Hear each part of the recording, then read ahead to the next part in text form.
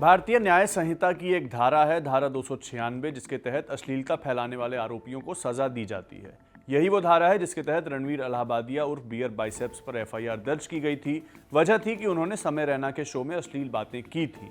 अब यही 296 पहुंची है उत्तर प्रदेश के संभल जिले तक, जहां 4 लोगों को जेल भेजा गया है। 3 लड़कियां हैं और एक लड़का है। आरोप वही है, अश्लीलता फैलाने का। लड़कियों पर आरोप है कि वो गाली देने वाली और अश्लील कंटेंट वाली रील्स बनाती थीं और उनसे पैसा कमाती थीं। क्या है पूरा मामला, आइए जानते समझते हैं। ये इंस्टाग्राम अकाउंट महक परी 143 है। इसे संभल की इन्फ्लुएंसर्स चलाती हैं, जिनके इंस्टाग्राम पर 4,64,000 से ज्यादा फॉलोअर्स हैं।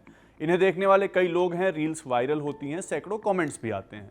मगर किसी ने इनकी शिकायत कर दी। आरोप लगाया गया कि ये लोग अश्लीलता और गाली गलौज से भरे वीडियोस बनाकर इंस्टाग्राम पर पोस्ट करते थे। संभल पुलिस ने इन पर कार्रवाई की और अब उन्हें जेल भेज दिया गया है। संभल की शाही जहां मस्जिद विवाद के दौरान चर्चा में आए एसपी कृष्ण बिश्नोई ने बयान भी जारी किया।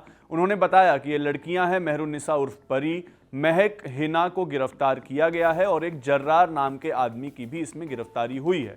पुलिस का कहना है कि इस कंटेंट से परेशान कई लोगों ने असमौली थाने में शिकायत दर्ज कराई थी। एसपी बिश्नोई ने यह भी कहा कि ऐसे कंटेंट से इस अकाउंट को महीने के 20 से 25 हज़ार रुपए मिलते थे और इसी के लालच में वो लगातार ऐसे कंटेंट और ऐसे वीडियोस बनाती थी।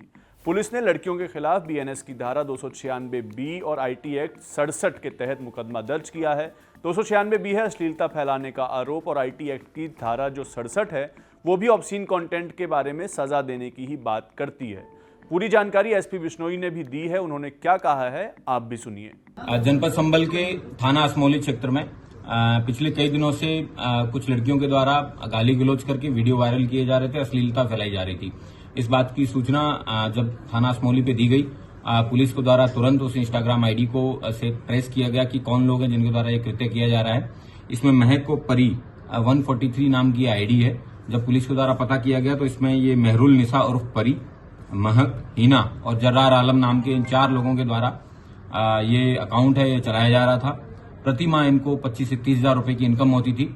इस इनकम के लालच में ही आकर इनके द्वारा इस तरीके की गाली गलौज करके वीडियो अपलोड किए जा रहे थे। ये अपने आप को सस्ती लोकप्रियता पाने के चक्कर में इनके द्वारा ये कृत्य किया गया है। इन लोगों के खिलाफ 296B BNS और 67 आईटी एक्ट का अभियोग पंजीकृत करके आज इनको गिरफ्तार करके जेल भेजा जा रहा है।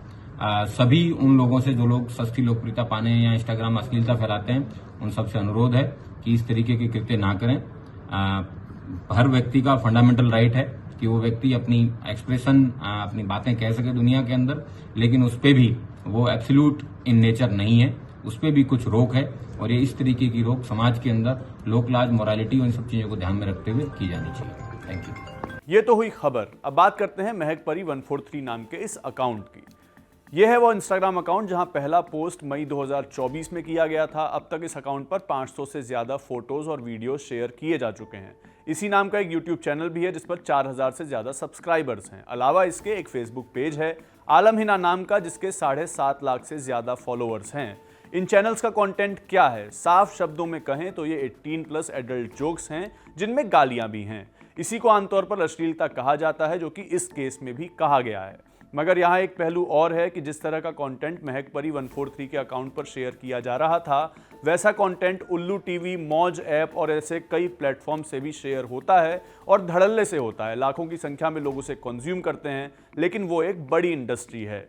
इसके साथ ही आपको याद दिलाते हैं एक और इन्फ्लुएंसर कमल कौर, जिनकी महज 1 महीने पहले अमृतपाल सिंह नाम के शख्स ने कथित तौर पर हत्या कर दी थी। आरोप कमल कौर पर भी वही था जो संभल की इन लड़कियों पर है कि वो समाज में अश्लीलता फैलाती हैं अपने कंटेंट के जरिए। अमृतपाल ने ही जम्मू के अरनिया की 3 इन्फ्लुएंसर्स को भी ऐसी ही धमकियां दी थी।